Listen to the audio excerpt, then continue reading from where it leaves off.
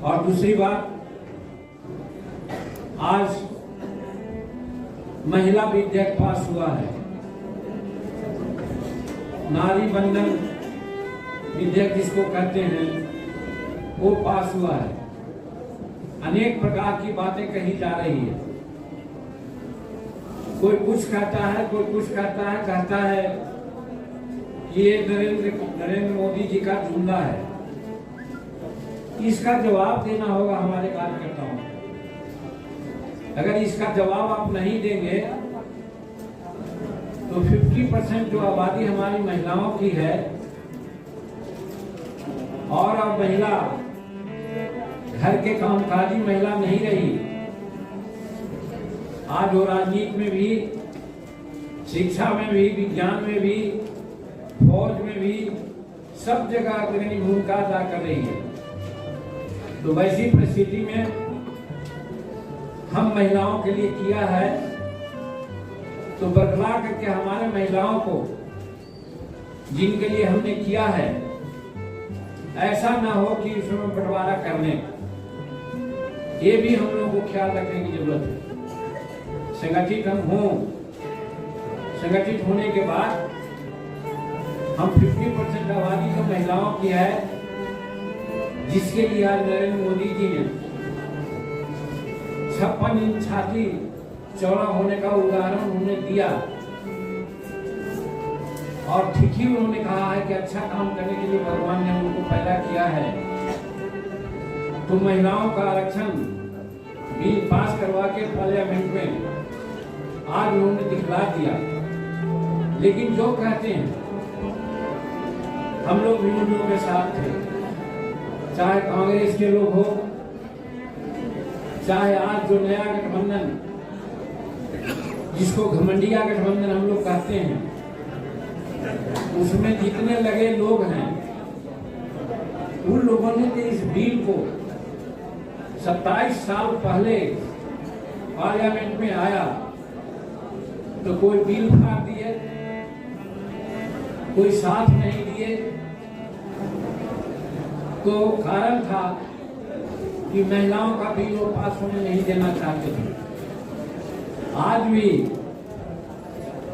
उत्तर प्रदेश के समाजवादी लोग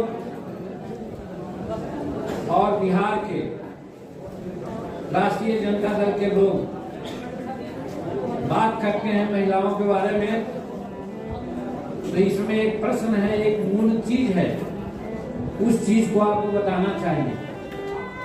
हम ये नहीं कहते हैं कि महिलाओं का 33% अधिकार मिले, आरक्षण मिले, हम चाहते हैं, लेकिन उसकी एक प्रक्रिया है। आज शेड्यूल कास्ट का, जिसको हम लोग कहते हैं अनुसूचित जाति और जनजाति, उसका तो प्रावधान हो गया कि 33 पर जो उन लोगों का 16% और 8%, 24-25% जो आरक्षण है, उसका 33% महिलाएं होगी। मान लीजिए बिहार में 40 सीट है, तो उसके हिसाब से यहाँ पर 40 आरक्षित सीट है शेड्यूल कास्ट के लिए, तो यहाँ पर निश्चित है कि 33 या 39, 13 सीट महिलाओं के लिए हो जाएगी।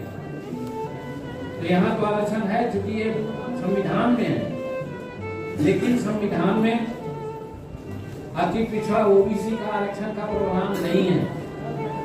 तो जब नहीं है, ये सबको जानते हैं, लेकिन बरगलाने के लिए महिलाओं को, हमारी बहू बेटियों को, कि देखो ये दूसरे लोगों को आरक्षण नहीं देना चाहते हैं, इसलिए लोग गाल कर रहे हैं कि हम 33% चाहते हैं, 33% चाहते हैं, और नरेंद्र मोदी नहीं दिया। तो हम यही कहना चाहते हैं, समझाना चाहते हैं कि आप लोगों को भी कहना है कि अगर घमंडिया गठबंधन के लोग चाहते हैं तो पार्लियामेंट में संशोधन विधेयक लावें, वाध्य करें सरकार को 128वां विधेयक आया जिसमें ये बिल पास हुआ, 129वां बिल लावे। और ये बात सही है कि भारत का संसद भवन जो नया है उसमें नया चीज खास करके महिला आरक्षण बिल पास हुआ और एक नया चीज आई कि कभी यहाँ स्टैग्नेशन नहीं हुआ, कहीं हलवा गुलाम नहीं हुआ। तो ये परंपरा को अपनाते हुए अगर विरोधी दल के लोग आपस में सामंजस्य बैठाते हैं और बैठा करके संशोधन विधेयक लाने को तैयार हो जाते हैं, तैयार करवा देते हैं, तो मैं तो कहता हूं कि अगर इस प्रकार की बात बनती है तो नरेंद्र मोदी जी कभी नहीं चुकेंगे। महिलाओं को चाहेंगे कि उनका आरक्षण हो, लेकिन पहले संविधान में प्रोविजन हो जाएगा। तो जब संविधान में प्रोविजन नहीं है तो कैसे उनका होगा? तो ये लोग सिर्फ उदार कर रहे हैं। कोई को तो कहता है कि शेड्यूल कास्ट शेड्यूल ट्राइब के लिए भी नहीं हुआ, लेकिन सच्चाई है कि शेड्यूल कास्ट शेड्यूल ट्राइब के लिए हुआ है। तो इसीलिए हम आप लोगों को कहना चाहते हैं, जो हमारे पर्यवेक्षक हैं, हमारे कार्यकर्ता हैं, कि जब महिला विधेयक की बात हो, चर्चा हो, तो महिलाओं के बीच में यही कहना चाहिए। और दलित आदिवासी महिलाओं में तो कुछ कहने की जरूरत नहीं है, उनको तो बना हुआ है। लेकिन अति पिछड़ा ईबीसी, इन लोगों के बीच में कहने की जरूरत है कि भाई जो घमंडिया गठबंधन के लोग हैं, हल्ला कर रहे हैं, सामंजस्य बैठावे, सर्वदलीय बैठक होती है पार्लियामेंट में, उसमें बाध्य करें सरकार को, यानी कि आश्वासन दे कि आप सरकार बिल लाइए, 33% आरक्षण का हम लोग सब साथ देंगे और 129वां संविधान संशोधन हम पारित कर देंगे। आप देखिएगा कि नरेंद्र मोदी जी वो भी कर देंगे, लेकिन इसके लिए उनको करना होगा, सिर्फ कहने से नहीं होगा। और हाँ, इसमें भी एक बात और आ रही है, कहते हैं यार झूठ मूठ बरगलाने के लिए कि 2024 में इसको लागू करें। तो 2024 में कैसे लागू होगा? हो जाता 2021 में ही बिल पास होना था, लेकिन समूचे हिंदुस्तान में कोविड-19 का मामला आया, 2 साल फंसा रहा, इसीलिए बिल पास नहीं हुआ।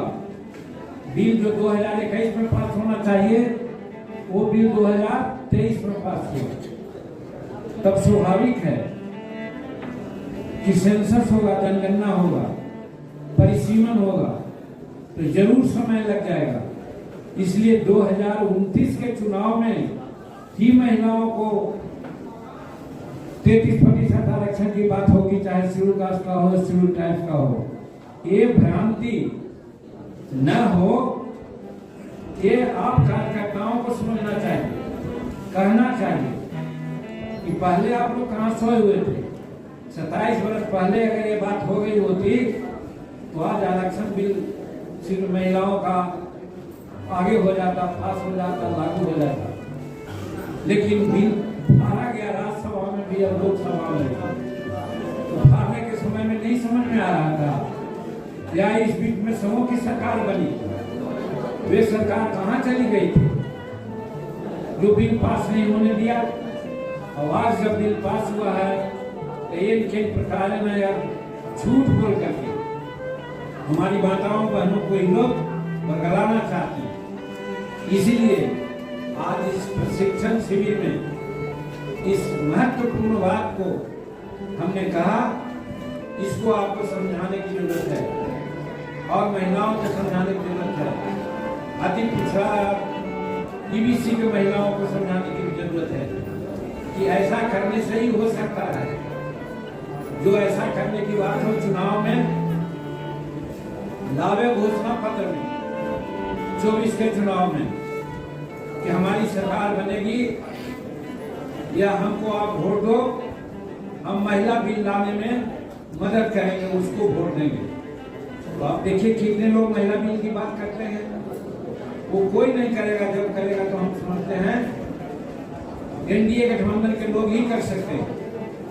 तो एनडीए गठबंधन का दिल साफ है वो सबके लिए, महिलाओं के लिए प्रतिबद्ध है। और जो अभी संविधान सम्मत बात है उसके तहत शेड्यूल कास्ट शेड्यूल ट्राइब के लिए 33% आरक्षण की बात उन्होंने की है। बाकी आगे आने वाला दिन में वो बातें होगी। तो ये बहुत प्रमुख बात है जिसको आप लोगों को समझना चाहिए और समझाने की जरूरत है।